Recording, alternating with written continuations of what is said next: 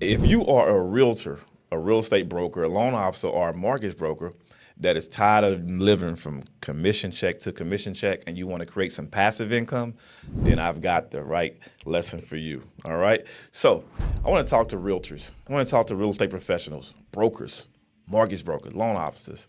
You are the liaison between a client and the bank. And the problem is that the bank is making residual passive income off of every client that you close with them, or every client you send their way, right? And you get a commission once. That's a problem. That's an issue. Just think about it. Have you ever thought about how many clients you've had in the last year, the last 2 years, or the last 5 years that you have plugged into a bank, right? You got them a mortgage. You sold, either you're a realtor and you sold them a house, or you're a mortgage broker and you originated their loan. Either way, you've pointed them to a lender that they're going to pay every month for 30 years. And including in those payments is interest, right? And they're making hundreds of thousands of dollars off in each and every one of you guys. I'm a licensed realtor as well, broker associate, and I deal with the same pain. But there's a hack. And so there's a way that you can make passive income just as the banks do. Not in the same way, okay? I'm not telling you that you're a bank, but what I am saying is that you can participate in the passive income pie as well. And so what I have for realtors is I have a course and a book and a workbook, and it's called the Passive Income Manuscript for Realtors, but we're going to talk a little bit about it today. All right. Again, the problem is that you are the liaison between the client and the bank, but nobody pays you residually or passively. You make money one time, and in about a month or two, that commission is gone towards bills and vacation or whatever you have, right? But that lender is making money 30 years off of that one client that you sent them to. All right. Now, the way to hack that is I've come up with a strategy. And so I'm going to reveal one of the strategies that's in my course right now. And I call it the PCP format. Okay. The PCP format or PCP method it stands for past clients produces passive income. And so I've been practicing this since 2004. Okay. So it works just like this. I want you to get a pen and a pad out, and I want you to write down a list of the last 10 clients that you've closed. If you got to pause this video, then that's fine. But I want you to make a list of 10 clients. And of those 10 clients, I want you to circle the clients that fits the build of an investor. Okay? The build of an investor is somebody who has a 660 credit score or better. They have at least $30,000 liquid in the bank or in a 401k or an IRA or any type of retirement account. And then they have to have an open mind to invest in real estate. So what you do is you go back to that same client who entrusted you with their information, right? Entrusted you with the biggest purchase that they'll ever make, and that's purchasing a home. So they already trust you. You already are in with the family. They love you. They think that you are a hero, and in fact, you are. And so you go back to that client and you let them know that you now turn people into investors. You now work with investors. You now have a service that is investor friendly, and you will hold their hand and show them how to invest in real estate. Now, I know what you're probably thinking. Okay, I'm a newbie. I've never invested in real estate. Well, that's why you want to get my course, and I'll teach you exactly what you need to learn in order to be an investor. And then there's also opportunities for me to mentor you along the way. So I could be mentoring you as you're communicating with your client. Okay, but that's a whole nother thing. We'll have the link in the description so you can click and you can go to the course, and we can get to know each other and talk about all that. All right. Now, back to the formula. So of those 10 clients, you may have 3 that you circled that fit the mold. And guys, that's all you need. Think about it from a real estate commission standpoint. If you had 3 clients that were unemotional about purchasing property and they had unlimited funds in terms of not really cash, but unlimited funds in terms of their bankability, right? And all they wanted was things that were on their checklist to be checked off. Is the property 3 bedrooms or more? Is the roof 10 years or younger, right? Does it need major rehab or minor rehab? They're going to tell you, you're going to come up with a checklist. By the way, I have that resource as well if you purchase the course. And you'll be able to look at the resource list and you'll be able to kind of, have them fill it out. And all you have to do is hit the check marks. And they're not going to be emotional, okay? They don't care about the same things that they would care about if it was going to be their primary residence, okay? So those are 3 clients. How many deals do you think you can close with those 3 clients in your market? For some people, some clients, they may buy 3 houses a year. Some may buy 3 houses a quarter. But at the end of the day, it's gonna be residual income. It's gonna flow in like residual income because you're gonna do half the work that you have to do. If you were showing them a property for their primary residence, you're gonna have half the hassle. They don't even have to come see the property. You can have a system like I have set up to where I just send a video on a secured link.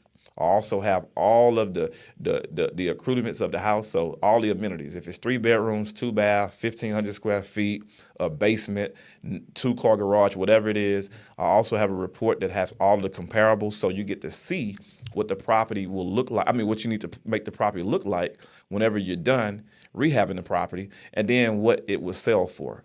Okay, that's all you need. Most of my clients don't even visit the property before they make a decision. Why? Because I already tell them what I expect. I expect for you to say yes if everything is on your checklist. I wouldn't even send you something that wasn't remotely in your area of interest. And so the reason why you have to say yes is because I'm in the Houston market. So I'm in a very competitive market. So you snooze, you lose. While you're trying to think about it or pray about it and do those type of things, somebody else knows exactly what they want. They're a hedge fund. They buy 80 properties every month, and this is just one of them. And they're going to scoop it up with no emotions involved. And so you kind of have to be a little stern with your clients because they are meeting a new version of you. When you become an investor-friendly realtor, you have to be a little bit more stern than you are when you're just a regular realtor, okay? But again, we talk about that in our mentoring program. But you do have to become a different person. You're not going to be able to be passive as you are when you're taking orders from a family that, want a kitchen a certain style and they want the feng shui to be a certain way. You're going to have to be more assertive and say, hey, listen, this is a great return on your money. There's probably 45 of the showings over the next 2 weeks, and it's not going to last. And so at the end of the day, that's the person you have to turn into. Now, another way PCP works, okay? The second half of the PCP formula is how many times as a real estate broker, how many times have you gotten a property and you just wasn't able to list the property in its current stage? Maybe the roof needed to be repaired. Maybe there was a leak through the roof and there's a big wet spot in the ceiling. Maybe the baseboards are so dirty they need to replace them. And maybe there's some holes in the sheetrock and some windows that need to be redone because they're cracked. That's the state of a property that cannot be listed on your local MLS because it's not ready to be lived in. And quite frankly, it's an eyesore, right? So that's what we call a pocket listing. So when you get ready to list properties, you can put them in one or two categories, right? As a realtor right now, what you're doing is you're trying to go to a property and you want to be able to list it within 30 days of your listing appointment because you want to be able to get paid. And that is the normal and regular way to list the property. But what if you knew another option? What if you had a list of cash buyers, which we'll talk about a little bit later, and in my course I'll show you exactly how to build your cash buyers list up. But let's say that you have a list of cash buyers, and you also have this pocket listing. Now you can wholesale this property, okay? So we talked about wholesaling. I have another course that we talk about wholesaling, but just real briefly, let me give you the little wholesale formula as well, all right? So let's say that you have a property and you know that the property could be worth $200,000 whenever it's fixed up. And we call that the ARV, okay? We're gonna put that on the screen, after repaired value, okay? Now, you already know that the seller of that property, the owner of that property already know that they can't sell that property for $200,000 because it needs a new roof, the AC is on its last leg, and so on and so forth. And they've already made you aware of the fact that they understand that. And so they're willing to sell the house for a little bit lower than what it's worth, okay?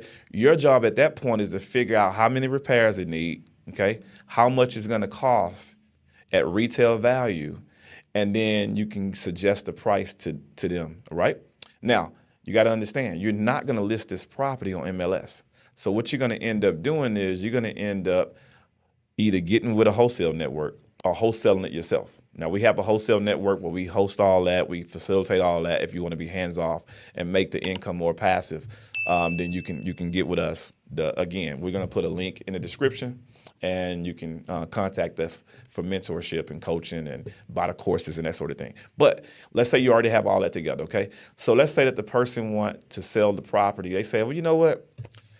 If you can sell this property, kind of working on a listing appointment, but this time you have two different options. Whereas at first, you didn't have any options for properties that were not ready to be listed ASAP, other than the owner conjuring up the funds and making those necessary repairs and then getting back with you so you can list it on the MLS. All right. So that's another way of marrying the PCP formula with pocket listings. Okay. We call that pocket listings. And guys, there's more where that came from, but I'm going to keep it real short. But those are the ways that realtors could make passive income. Now, the definition of passive income, I want to clarify this because a lot of people think that you don't have to do anything for passive income. But as you know, we have to work for everything in this world. Nothing is free. And so at the end of the day, passive, the definition of passive income is doing little to no work for a steady flow of income. And so what I'm saying is that the work that you have to do, it pales in comparison to what you would normally have to do if you did not have a pocket listing, right? Because we already know if you're getting ready to list the property, then you've got to take professional pictures. You've got to get an inspection and make sure that the seller understands what the buyer is going to encounter on their inspector. Then you got to list the property. You got to keep the house clean, right? You have to keep the house safe and secure. Make sure people not throwing rocks through the windows, right? You have to keep the yard cut. There's a lot more work. And it's not nuisance. It's a good commission that you make.